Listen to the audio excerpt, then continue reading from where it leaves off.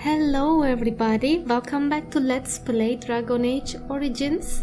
This is episode 36 and I am intending to dedicate this episode to talking to my companions. Because it's been some time that I have talked to them properly, and I will be starting with Shale since he is one of the companions that I talked least until now. So hi Shale. I've watched a lot of humans in my time. It should be aware that I've decided that it is not much like any of them.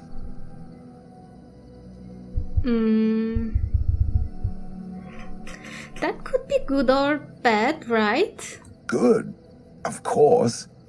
It doesn't want to have anything in common with all those other filthy substandard human types, does it?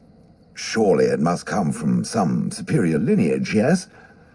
Some breed of flesh creature that has decided to elevate its genetic stock above its natural shortcomings? Well, not that I am any different than other humans, but I'm sure there's a backhanded compliment in there somewhere. Nonsense.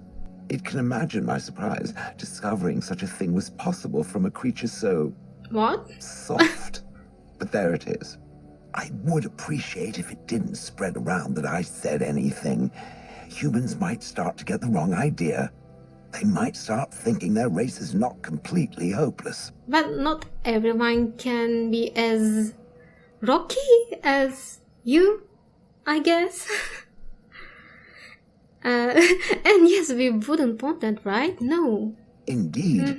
Can it imagine the horror? Yeah. Now, let us crush something into a fine paste before it starts to think I've gone all soft. Perish the thought. Well, we can go and crush some pigeons, I think, right? Well, let's talk again. It speaks. Well, I have some questions. It doesn't have better things to do. No, not apparently. Well, how did you end up in Honolulu? Do you remember that? Oh, yes. That I remember quite well. My former master, the Mage Wilhelm, he brought me. As I recall, he had acquired some position with whatever lord ruled the land. I, being little more than a glorified possession at the time, was brought along. Oh, how he enjoyed impressing the villagers with me. Gollum snarl at that villager there, be fearsome. And of course, I would have to do it. Well, but yes, why were you out in front of the tower? That is where Wilhelm kept me. He wanted me out in the open where I could be frightening like a scarecrow. I was supposed to watch for thieves. Pah! Plus, his wife didn't want me indoors. She said there wasn't room for me. Hag. His wife. Tell me about her. I was once larger, 10 feet tall. Then the loathsome hag complained that I couldn't fit through the doors. So the mage had me shrunk down. Can it believe it? And she still wanted me out. Well, actually, I expected you to be bigger as a golem when I first saw you. So maybe, yes, that's the reason that you're not that big. And really, how does someone shrink a golem, really? With a chisel. And a lot of Yeah, nerve. probably. Okay. And yes, I would have thought that you'd enjoy scaring humans, right? I'd have happily stomped them all into paste, and then ripped down their little houses and stomped on them, too. In fact, after 30 years of watching them, I'd do it twice. Oh. What I didn't like was being ordered to do it. Dangled in front of those frightened morons like some scary thing. Once I was a statue, it took those villagers years before they'd even approach me. The first one to actually work up the nerve to touch me urinated himself. Ew. Okay, I got you. I can understand your discussion with humans now. You didn't like this Wilhelm, I take it. Well, it's obvious because he killed him? He did love using that control rod. Fondled it so much his wife actually threatened to throw it in the lake. I would have liked to have seen that. Which reminds me, where did it find the rod? Did it pay a great deal for it? Not really. It was just for free. Quite a bargain. So long as it realizes that I'm inexpensive and not cheap. Of course I do. Well, do you remember anything about Honor's Shale?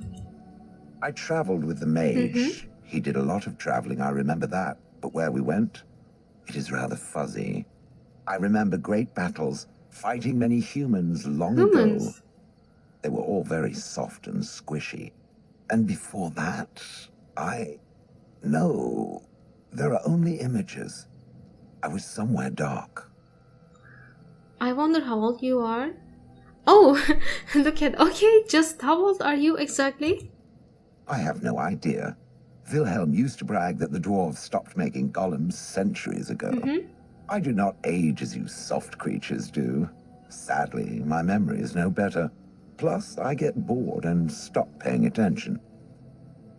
Yes, very interesting, but I would have liked to ask more.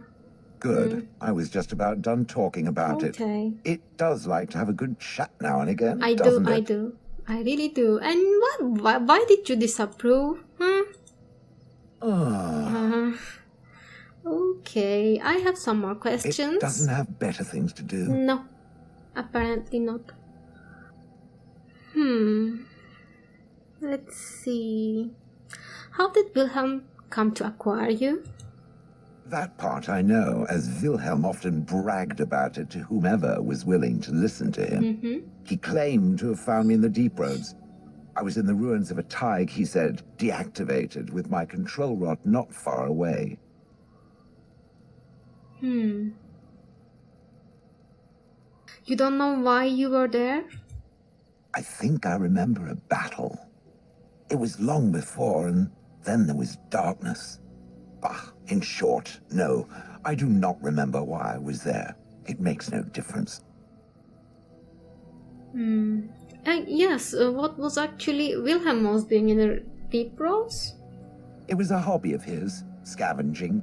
One of the reasons he traveled so much is that he was looking for entrances into the deep roads, old places the dwarves had long forgotten. And then he would sneak down and search for magical treasure, before anyone was the wiser. Yes, of course it's dangerous. But I will just ask, wouldn't that have been dangerous? Indeed.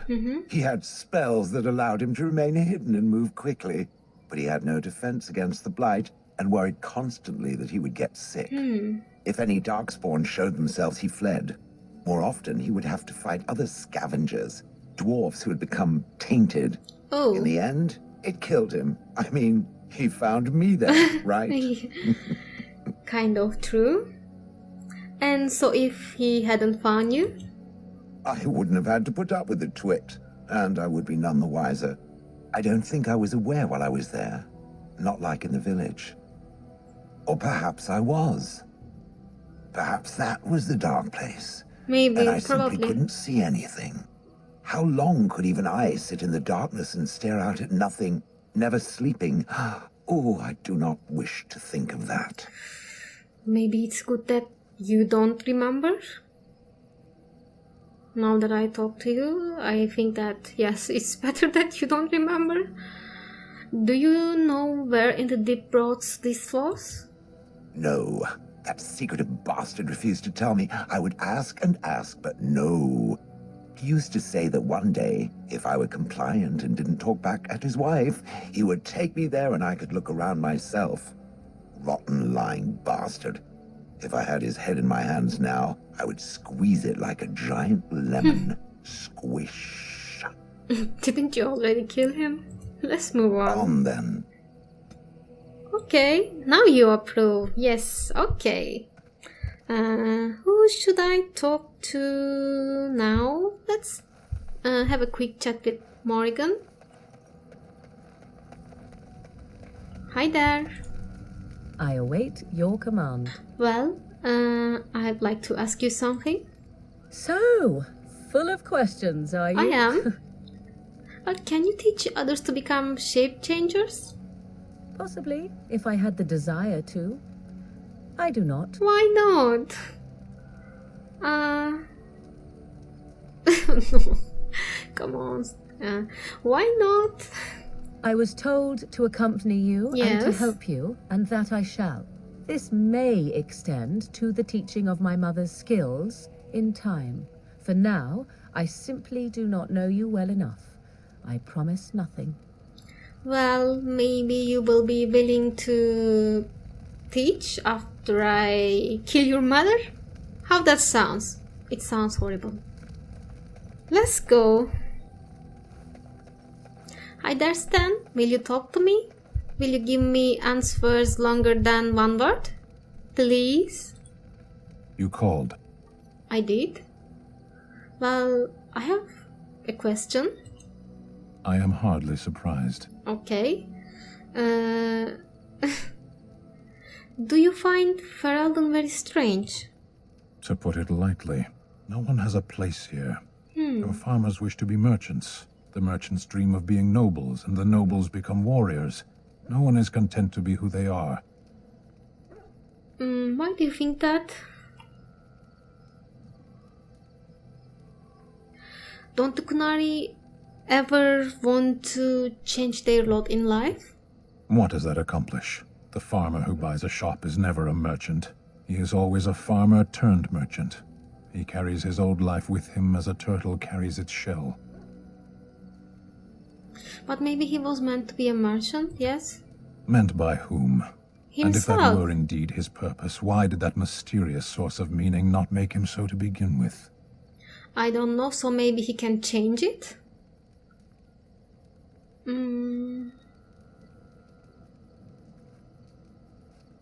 You think birth should determine your destiny? That's what you're telling to me?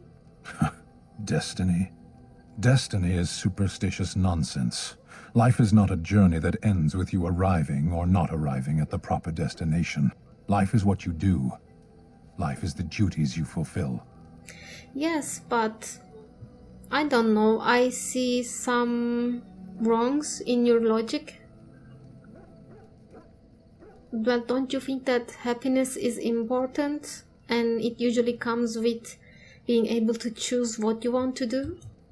You can learn to find it in doing your duty, in serving your people.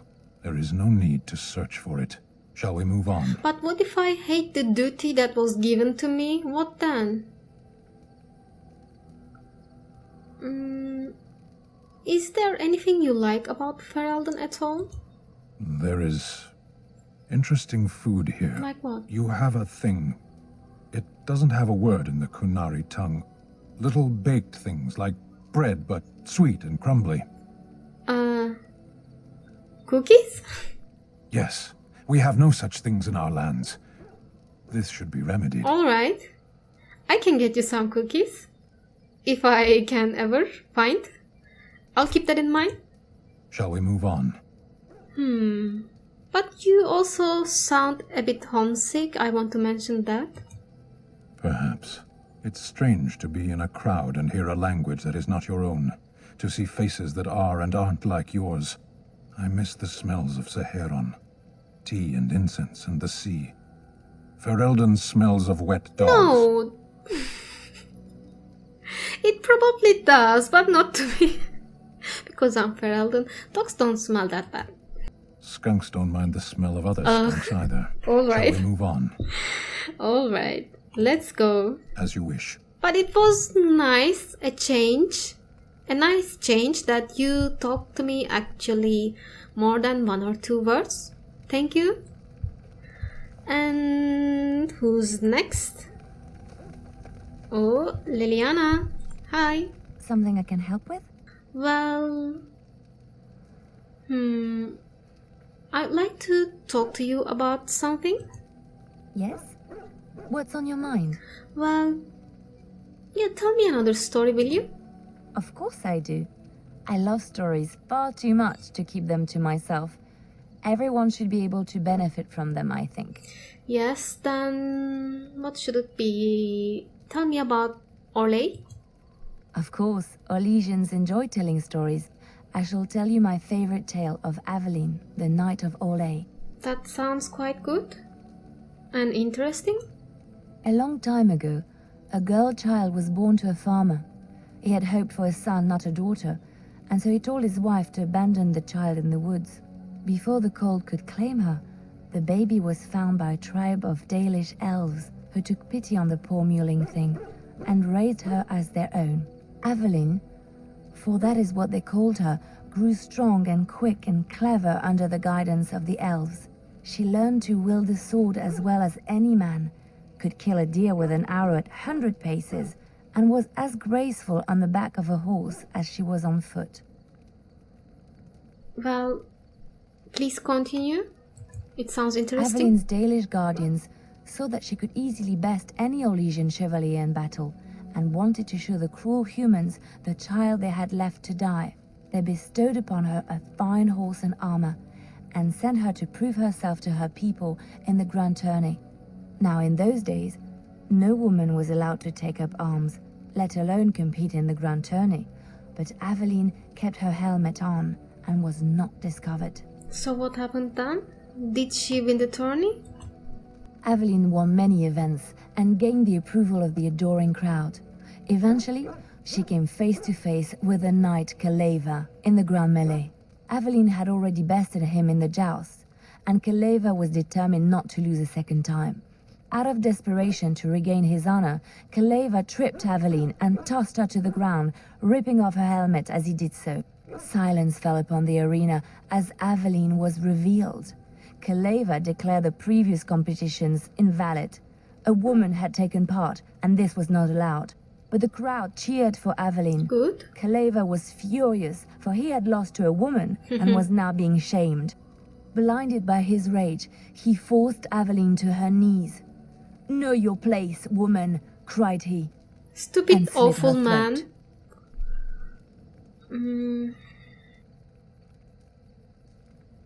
Well, I was hoping for a better ending. Is this all? The son of the king, Prince Freyan, was present. He recognized Aveline's skill and bravery and began to see the injustice done to the women in his land. When he was made king, he rewrote the laws of Olay so that women could also become chevalier. He honored Aveline and knighted her after her death. And to this day, any female who is knighted reveres Aveline the Brave, for she is the patron of all women chevalier. Well, that was a quite good story. Very nice to listen to. Thank you, Liliana. Let's just move on for now. Well, I think I will talk to Wynn then. How are you doing? What's on your mind? Well, this is a good question about this spirit that helped you. Why do you think it chose you? I have always had an affinity for the spirits of the Fade. As a child, I never feared my dreams because I knew they were there. And what about demons? I could sense the demons too, and their presence frightened me. It was the kindly spirits of the Fade that took the fear from me. I've always been able to feel the spirits, even if I never saw them. And as I nurtured my talent in the circle, I became more sensitive. I began to notice every time I was in the Fade, whether it was in a dream or in magical practice, that I was being watched. Oh, it is kind of creepy, but I didn't know that spirits did that. I suppose they must. It is these benevolent spirits that create our dream worlds in the Fade. Sometimes I would see it, a glowing, nebulous form. Most times I would just feel its presence, gentle and comforting, but somehow alien. I think it is a spirit of faith. They have never been seen before, and perhaps I am wrong. But something tells me I'm not. It always felt like the same entity. This one spirit was curious about me, and was guarding me, for want of a better word. Well, if that's the feeling that you have, I am almost sure that you're right about it. It's a spirit of fate, probably. And I think you are very lucky to have something like that protecting you. There were times when I was in the Fade that it seemed to stretch forth to shield me, keeping me safe. And I think it gave me strength in my most terrible battles, Ostagar being one of them. So, yeah, as I said, this is your kind of personal protector. I don't know why I was chosen. Perhaps it knew that there was something more that lay in store for me. I like to think that I was given a rare chance, and I'm going to make the best of the time so generously given to me. Maybe it was just meant to be. Some things are. And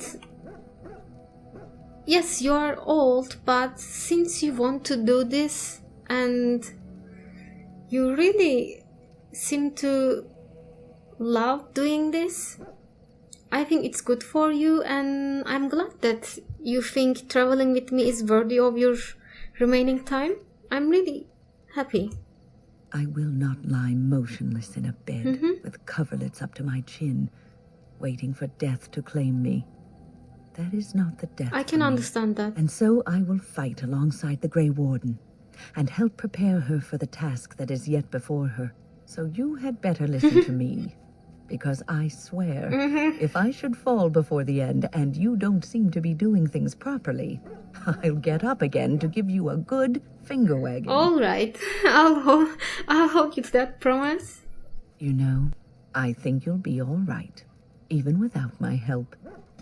Please be here to help us, Wynn. I would like to have you. And who's next? Who wants to be next? I think Zevran wants to be the next. Hi, Zev. What say you? Well, let's see. Care to answer some questions? By all means. Well, tell me about your adventures then. My adventures? I'm hardly an old man just returned from across the ocean, am I? Should I shake my fist at nearby children while I talk about the good old days? Well, yeah, it's true that you talk like you had lots of adventures. Falling down a flight of stairs is an adventure. Falling into someone's bed, also an adventure. For you, I am assuming it's true. what you're looking for are professional anecdotes. Let's see, my second mission ever for the Crows was a bit intriguing. I was sent to kill a mage who had been meddling in politics. On your second mission? Well, it was just the one mage. Not as simple a mission as the vagrant Grey Warden or two, perhaps. As it turned out, the mage in question was quite a delightful young woman. Long, divine legs, as I recall. I caught her in a carriage on her way to escape to the provinces. After I killed her guard, she got down on her hands and knees and begged for her life. Rather aptly, I might add. So I joined her in the carriage for the night and left the next morning. That sounds like you, Zevran. And she didn't try to kill you? Well, yes, twice, actually. Then she decided to try and use me instead. The woman had actually convinced me to speak to the Crows on her behalf. What can I say? I was young and foolish at the time. Then, as I was kissing her goodbye to return to Antiva City, she slipped on the threshold and fell backwards out of the carriage. Broke her neck. Oh. Shame, really, but at least it happened quickly. So you didn't actually get to kill her, or had to? Not actually, no. I was a bit unimpressed by the development Yeah, at first. I would also be. Then I found out that she had told the driver to take her to Janellen instead. She had planned to lose me in the provinces. I would have looked very foolish to the Crows. As it was, my master was very impressed that I had done such a fine job of making it look like an accident. The circle of Magi was unaware of foul play, and everyone was happier all around. Well, you really got lucky. Very, very lucky. I got stupid, in fact, and very lucky. It was after that when I learned that one needn't let a pretty face go to your head. Professionalism A good was lesson key. to learn. That's my moral of the For day. everyone. See. Yes, I agree again. A wise lesson to learn. And one that not everyone learns, I'm sad to say. Maybe. But that's enough tale spinning from me for the moment. Talking about the mage has made me a bit nostalgic, I'm afraid. Ah, the good old days. Well, actually, he was mentioning boots when we were talking before, and when Liliana mentioned about the flowers and I gave her them, it triggered some kind of, conversation with her. So I am thinking maybe Zevran will also... Yeah? That smell. This is uneven leather, isn't it? I would know that anywhere. I don't know how you found it, but thank you. You're welcome. And why don't you try them on? But I'm not finished admiring them yet. Can you smell that? Like a rotting flesh. Oh. Just like back in Antiva City. Now, if only you could find me a prostitute or two, a bowl of fish chowder, and a corrupt politician, I'd really feel like I was home. And they fit as well. Good. Marvelous. Well, I am happy for you too. Well, I haven't been talking to Obi for a while, so... Oh? What's happening here?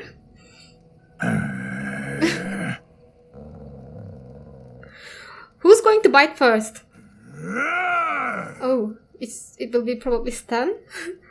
I'm just going to watch. You are a true warrior and worthy of respect. You get along with my dog better than you get along with me? That's not upsetting at all. What are you doing? Trying to find a way through the earth? Are you? He goes back digging. Well, yes, it's going to take some time. Alright. Well, okay, good luck with that.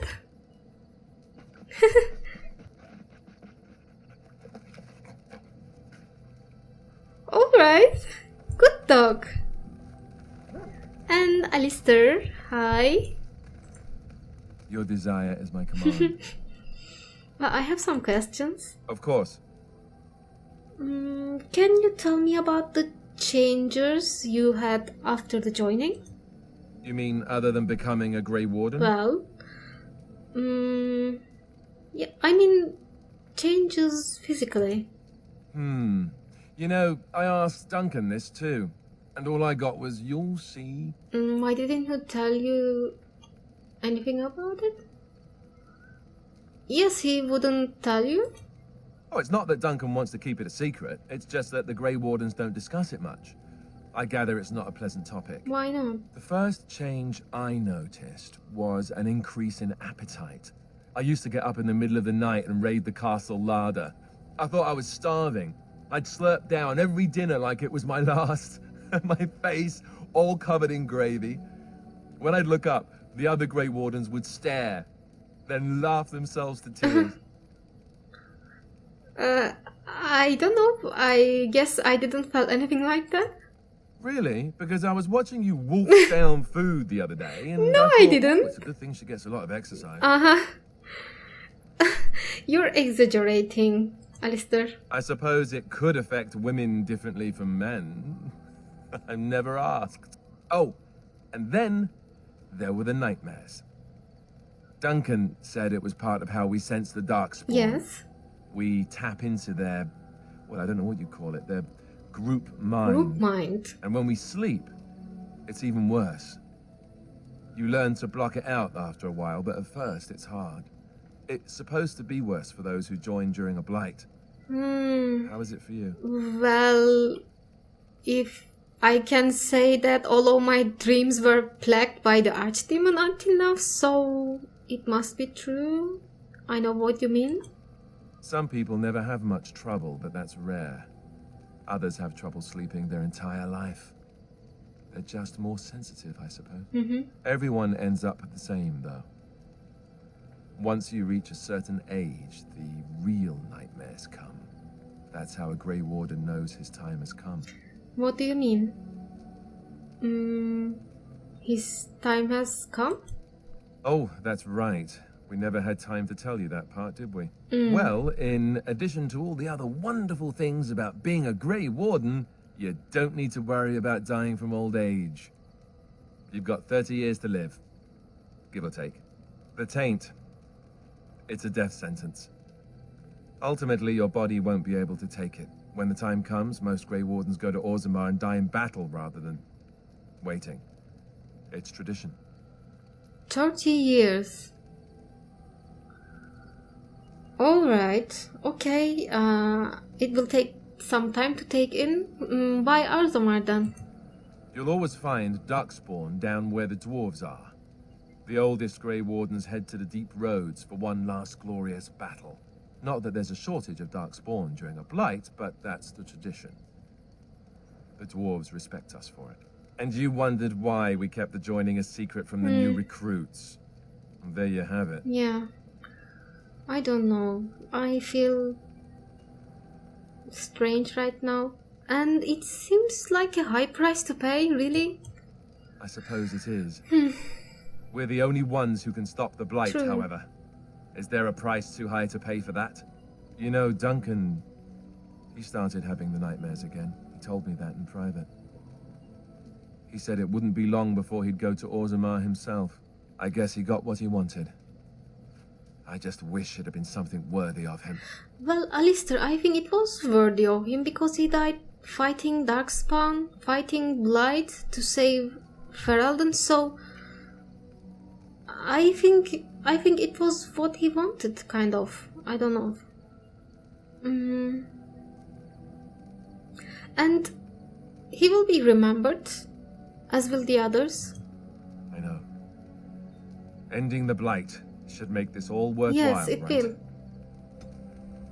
I think I will start to do some companion quests at this point, like going to Lake Kalanat for Sten. And then I will probably finish the episode. And I should take Sten with me, of course. And Alistair. Yes. And maybe Shale. Yes. I never took him with me. So, okay, let's go. Since we were on Red Cliff, why don't we just cross the lake by a boat? I wonder, wouldn't it be much easier, right? Oh, hello. How pretty. What's that? You're making quite the voice while walking? Wow. Oh. I see something. Scavenger? Hi? Back off! I was here first. Whatever. What are you doing? What's it to you? I wasn't bothering nobody, and I was here first. Alright, maybe this is about Stan's sword. Yes. You haven't seen a sword lying around here, maybe? Why, you looking to buy one? Maybe if it's... Yes, if it's only a Kunari blade? A Q what? Yes, people like my friend here. Oh, is he? Yeah, well, that's... see, I'd like to sell you one, but I don't, have any myself. I got part of a glove the wolves didn't chew too badly, though. I think it was a glove, anyway. I know, don't say it. I got cheated.